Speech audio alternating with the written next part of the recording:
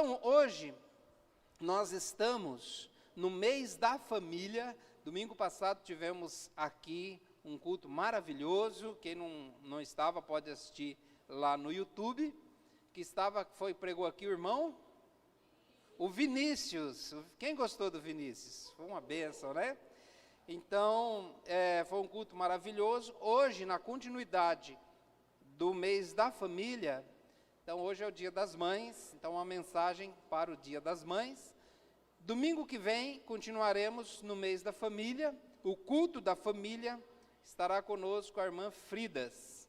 Então, abra a sua Bíblia aí em 2 Timóteo, capítulo 1, versículo 5, e eu quero falar hoje, especialmente no Dia das Mães, nesse tema. Pode colocar para mim o tema, por favor? Está lá, ó. As marcas de uma maternidade completa. As marcas de uma maternidade completa. Mas antes de ler o texto nesta noite, quero convidar você a orar mais uma vez. Vamos orar?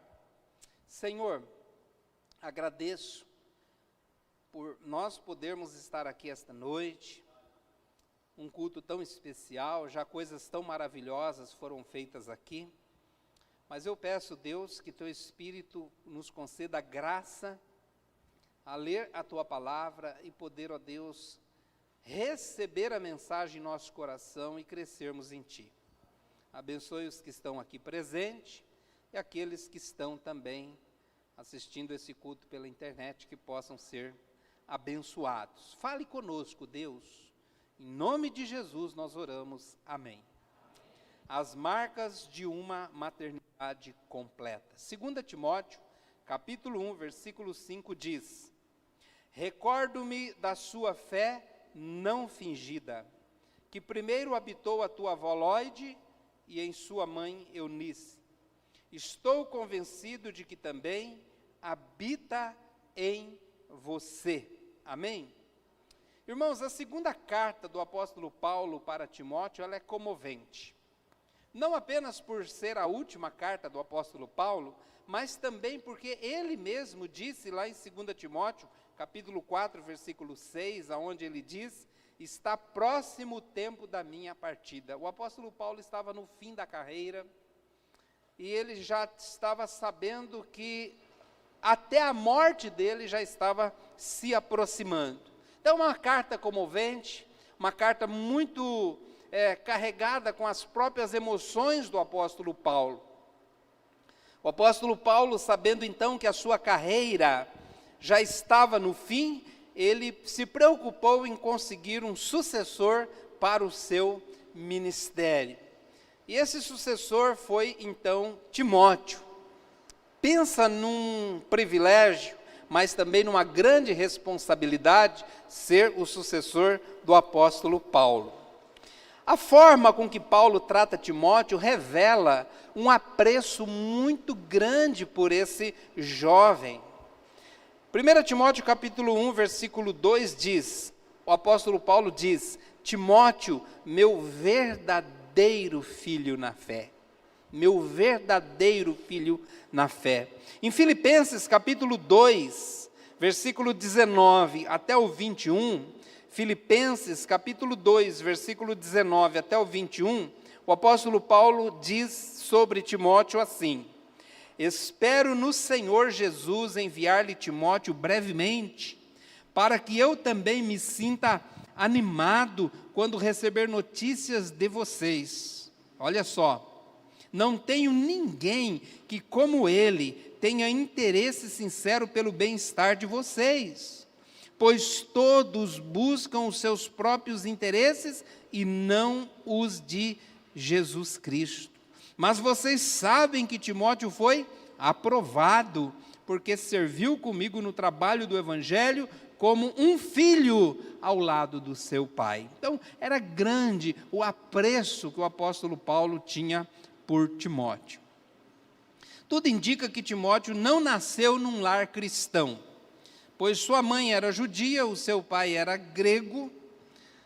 Então, Eunice, Timóteo, né? Timóteo, a sua mãe Eunice, a sua avó Lóide, provavelmente, quase que com certeza, se converteram na primeira viagem missionária do apóstolo Paulo. A primeira viagem missionária do apóstolo Paulo, lá em Atos, capítulo 14, conta então ali, quando Paulo esteve na cidade de Listra. E até é importante eu parar aqui, abrir um parêntese, para dizer que todo esforço missionário, todo esforço evangelístico, vai resultar em algum fruto bom. Às vezes, irmãos, nós nos esforçamos para ganhar alguém para Cristo, no eu mais um. Oramos por alguém, convidamos essa pessoa para vir ao culto, procuramos levar o evangelho para essa pessoa, mas olha que interessante, porque o apóstolo Paulo, se você, quando ler, ou se já leu, ou quando ler o livro de Atos, você vai ver que o apóstolo Paulo enfrentou não muitos problemas, mas praticamente todos os problemas na sua primeira viagem missionária. Ele foi preso, ele foi maltratado, ele passou necessidade. Parece que muitos ventos contrários na sua vida, mas ali ele chegou em Listra, ele pregou o evangelho ali, esta família se converteu, e 6 anos depois, na segunda viagem missionária do apóstolo Paulo, quando ele chegou em Listra, ele conheceu então Timóteo, um jovem firme na fé, alguém que tinha uma fé forte, enraizada, autêntica, e Timóteo então, Paulo convidou Timóteo para segui-lo, e posteriormente Timóteo sucedeu o apóstolo Paulo no ministério. Então você que está orando por alguém, você que está quase desistindo de orar por alguém, de convidar alguém para vir ao culto, de fazer um esforço evangelístico, um esforço missionário, não desista. Por quê? Porque esta passagem nos ensina que todo esforço missionário, todo esforço evangelístico vai resultar em algum fruto para a glória de Deus. Estou dizendo isso porque hoje é o culto missionário também. Então, como eu estava dizendo, 6 anos depois, na segunda viagem missionária de Paulo, ele encontra ali um discípulo de uma fé muito firme. Atos capítulo 16, versículo 1, aonde diz assim: chegou a Derbe e depois a Listra, onde vivia um discípulo chamado Timóteo. Sua mãe era judia convertida e seu pai era grego. Isso indica que a mãe era convertida e o pai ainda não. Os irmãos de Listra e Icônio davam bom testemunho dele. E aqui eu abro um outro parênteses para trazer uma outra lição. Sabe, irmãos, quando alguém se converte a Cristo, quando alguém entrega a vida a Jesus, precisa também crescer nesta nova vida em Cristo.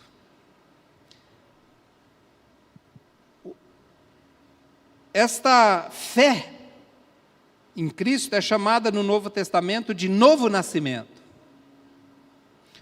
Uma pessoa que nasce de novo, para uma nova vida. Espera-se que nesta nova vida haja um crescimento, um amadurecimento, amadurecer na fé, se tornar um cristão firme, produtivo para o reino de Deus. Infelizmente, alguns se convertem, mas não se desenvolvem. Não vão adiante. Não se tornam crentes produtivos no reino. Não se tornam crentes que produzem bons frutos no reino. Ficam, às vezes, estagnados na vida cristã, às vezes estagnados ali no começo da vida cristã, e nunca se desenvolvem completamente. E ainda dão desculpas.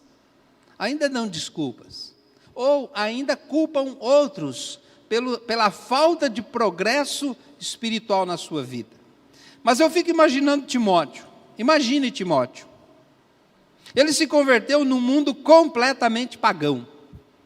Não tinha igreja, não tinha Bíblia, não tinha livros evangélicos, não tinham pregações, não tinham discipuladores. Mas mesmo assim, Timóteo, ele se desenvolveu na fé, e quando o apóstolo Paulo chegou lá 6 anos depois, encontrou um jovem crente, firme em Jesus e disposto a colocar a mão no arado e nunca mais olhar atrás.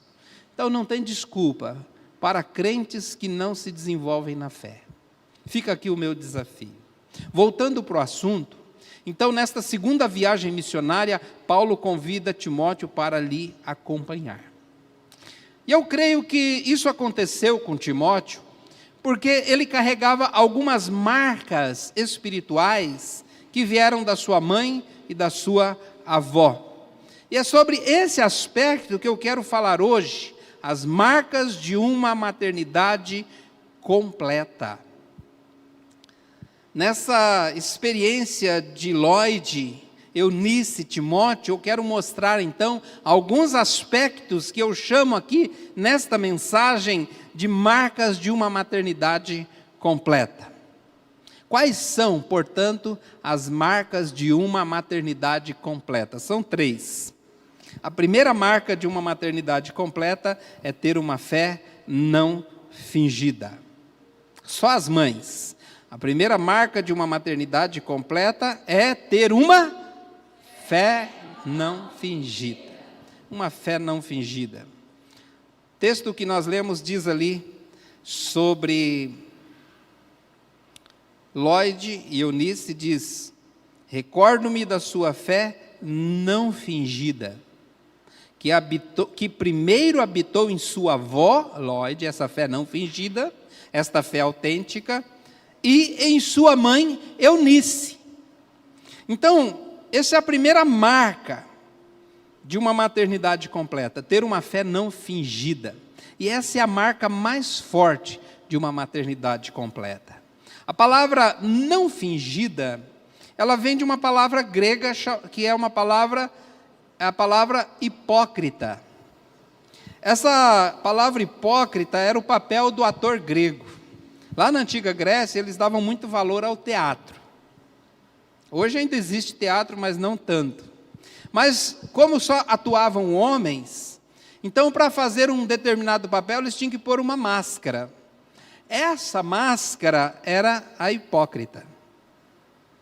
Por quê? Porque o ator fingia ser alguém que ele não era. E um bom ator é aquele que fazia com que o personagem aparecesse e ele ficava escondido. Então, daí vem a nossa palavra fingir. Fingir ser alguém que não é. A palavra hipocrisia. Agora, irmãos, se existe uma fé não fingida, você há de concordar comigo que faz contraste com uma fé fingida.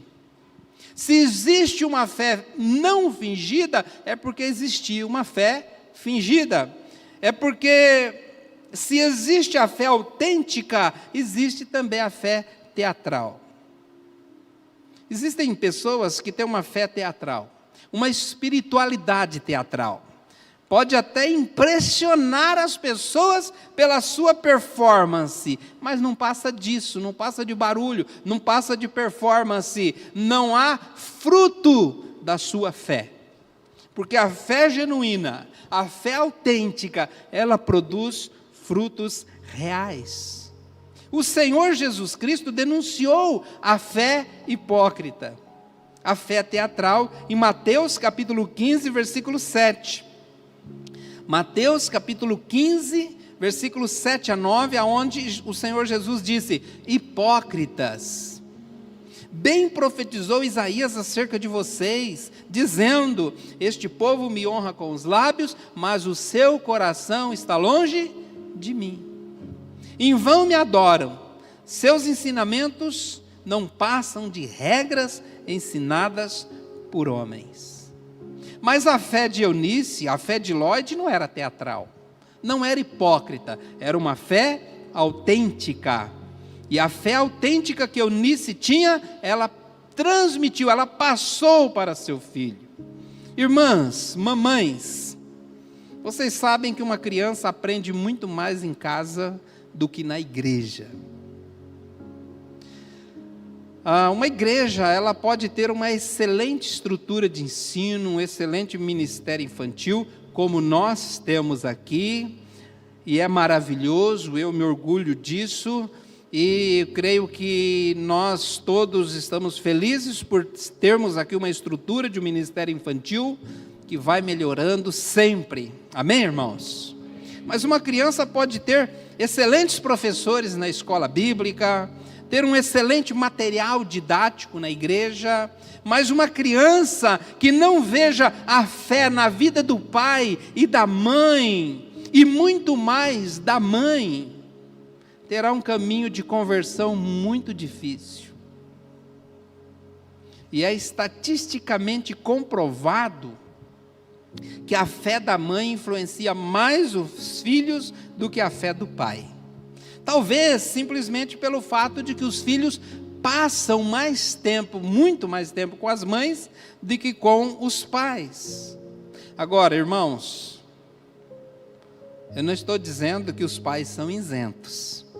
Eu não estou dizendo que nós pais não temos responsabilidades em relação a transmitir a fé aos filhos. Amém, irmãos? Hoje não é o dia dos pais, mas não estou dizendo isso. Só estou dizendo que a fé da mãe influencia muito mais os filhos. E é bom sempre lembrar que é o exemplo e não o discurso que marca a vida dos filhos e carimba as suas almas. Eu vou repetir. É bom sempre lembrar. É o exemplo e não o discurso que marca a vida dos filhos e carimbam as suas almas. Segundo lugar, a segunda marca de uma maternidade completa é ter uma fé que habita. É ter uma fé que habita. A primeira é uma fé não fingida. Segundo, uma fé que habita. A fé que habitou o coração da avó, o coração da mãe e o coração do filho. Esta palavra habita significa algo que criou raiz, algo que não é passageiro, algo que não é visitante, algo que não está ali temporariamente, é algo que habita, que é enraizado, ou seja, uma fé que estava enraizada dentro do coração da mãe.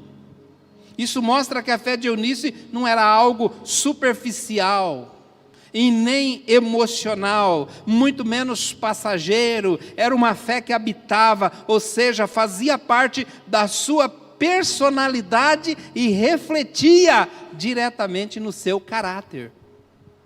Infelizmente, nem todos os cristãos têm uma fé assim, uma fé enraizada. Me parece que alguns crentes têm que, escorar a sua fé na fé de um grande líder. Muita gente está atrás de um grande líder. Por quê? Porque às vezes ele tem que escorar a fé dele, para não cair. Tem que escorar a fé num grande líder. Mas a fé, ela tem que ser sua, e não do pastor. Tem que ser sua, e não do discipulador. Tem que ser sua, não do líder de célula. A fé tem que estar no teu coração, ela é a sua fé, enraizada no seu coração, porque qualquer cristão que dependa de um pastor, dependa de uma igreja, dependa de uma célula, dependa de orações, dependa de visitas, para continuar crente, é uma pessoa que ainda não tem uma fé suficiente, uma pessoa que tem uma fé superficial, que não está enraizada. Se você se identifica, tome cuidado. Precisa melhorar isso. Precisa mudar essa postura. Com certeza, um cristão que não tem raízes, é aquele cristão que qualquer vento mais forte, qualquer desafio mais forte, já desestabiliza a vida desse cristão. E nós não podemos ser cristãos assim. As raízes da fé têm que estar firmes em nossos corações, independentes das circunstâncias que nós vivermos. Eu li sobre um tipo de samambaia, que durante o inverno, a estiagem, ela fica seca. completamente desidratada, com aquele tom amarronzado, e quem passa perto imagina que ela esteja completamente morta. Mas quando vem a primeira chuva, ela volta à vida e volta a ficar verde. Como diz lá em Jó, né? Ao cheiro das águas, ela brota e volta a viver. Por quê? Porque ela tem raízes profundas. Ela não está morta. Ela pode até parecer que está morta, mas não está. Então, assim, ela suporta tempos longos de estiagem, porque ela tem raízes. Por isso, irmãos, a nossa fé não pode ser superficial. Ela tem que ser uma fé enraizada. Um cristão mostra a sua maturidade quando caminha por si mesmo. Vou repetir. Um cristão mostra a sua maturidade quando caminha por si mesmo. Ele não depende de ficar escorado num pastor, escorado em algum líder, escorado em orações dos outros, escorado em outras coisas. Ele caminha pela sua própria fé, porque ele tem uma fé enraizada. Eu gostaria que você pudesse fazer uma autoavaliação. Você tem uma fé firme, enraizada no teu coração?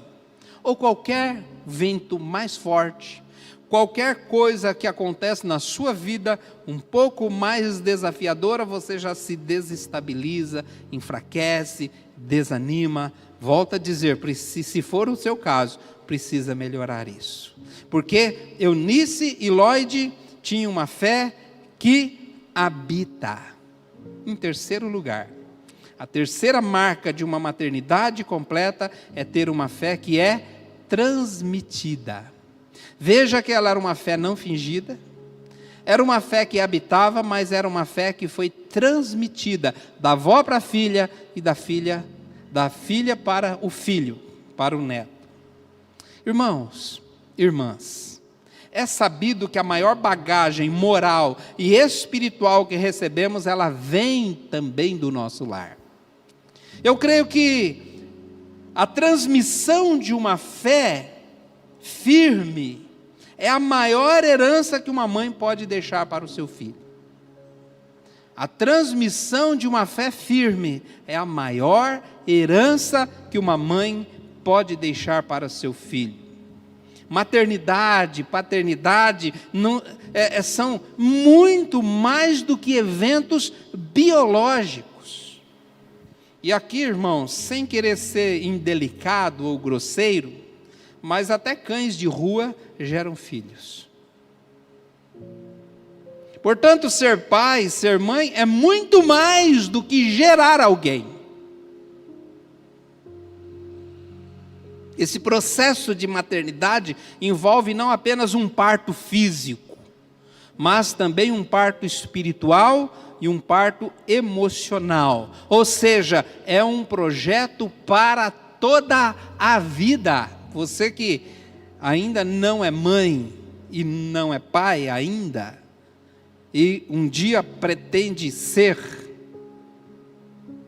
saiba que ser pai e ser mãe, a maternidade é um projeto para toda a vida. João Calvino, ao fazer o comentário desse texto, ele disse: junto com o leite materno, Timóteo também sugou a piedade da mãe. Portanto, a maternidade é aquela que transmite aos filhos não apenas características físicas e biológicas, mas também características espirituais e morais. A maternidade cristã é aquela que não oferece ao filho apenas alimento físico, mas também um alimento espiritual. A mãe cristã é aquela que tem valores espirituais em si mesma e repassa isso a seus filhos, de maneira que esses valores fiquem impregnados na alma do filho, deixando uma marca para a história. Sim, não é uma coisa, o progresso, o sucesso, A vida cristã não é algo isolado de cada pessoa. Sim, ela é herdada dos pais para os filhos. Alguém disse, se você quer educar um homem, comece pelo seu avô. Pegou ou não? Se você quer educar um homem, comece pelo seu avô. Por quê? Porque há uma sucessão. Irmãos, percebem a importância de ter no seu lar um ambiente espiritual sadio, saudável, que possa influenciar a vida dos seus filhos?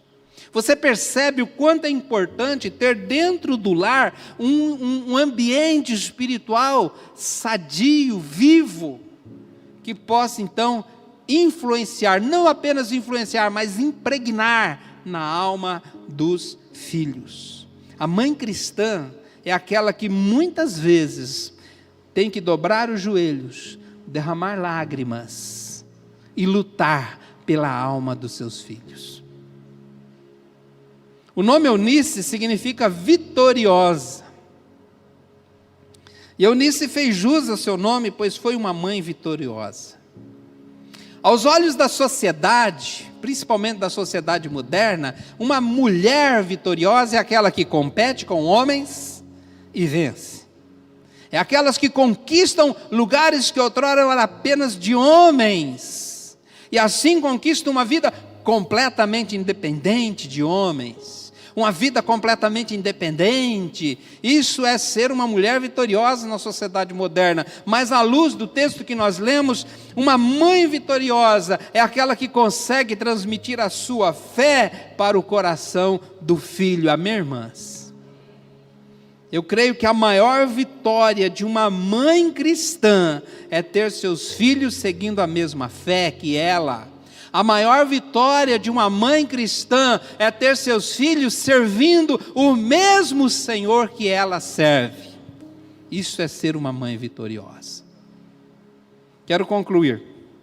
Nós falamos uma fé não fingida, uma fé que habita e uma fé que é transmitida. O meu desafio nesta noite para você, mamãe, é que você tenha uma fé autêntica. Não uma fé teatral, não uma fé de faz de conta, não uma fé para impressionar as pessoas que estão à sua volta, mas uma fé autêntica que produz frutos reais. Mas também que você tenha uma fé enraizada, uma fé sua, uma fé que te sustenta, uma fé que você não precisa se escorar em ninguém, uma fé que não depende de outro, que não é circunstancial, uma fé sua, enraizada em seu coração, mas que seja também uma fé que você possa transmitir aos seus filhos. E assim você vai ser uma mãe vitoriosa. As marcas de uma maternidade completa: ter uma fé não fingida, uma fé que habita e uma fé que é transmitida. Amém, irmãs? Quero orar pelas mães, para que vocês possam se apropriar destas verdades. Senhor, oro pelas mães que estão aqui, desde as mais jovens, as que estão grávidas, até as que já são vovós. Oro por aquelas que estão em casa neste momento, para que elas possam se apropriar destas verdades, para que sejam mães vitoriosas. Sejam mães vitoriosas. Eu oro para que elas sejam vitoriosas e elas possam ter uma fé autêntica, uma fé enraizada, e que elas tenham a capacidade dada pelo Senhor na tua graça de transmitir esta fé aos seus filhos. Eu peço que o Senhor abençoe a vida dessas mães, que o Senhor abençoe a tarefa delas como mãe, que é uma tarefa para toda a vida, uma tarefa que envolve sim alimento físico, cuidado físico, mas também o cuidado espiritual e projetos espirituais. Que nenhuma mãe possa sair daqui hoje desanimada, dizendo, eu não consigo, mas que ela possa se apegar com o Senhor, fortalecer a sua fé e ter a graça do Senhor ao seu lado e uma fé firme no Senhor para poder seguir adiante. Peço que o Senhor abençoe, Pai, todas essas mulheres. Em nome de Jesus. Amém. Amém.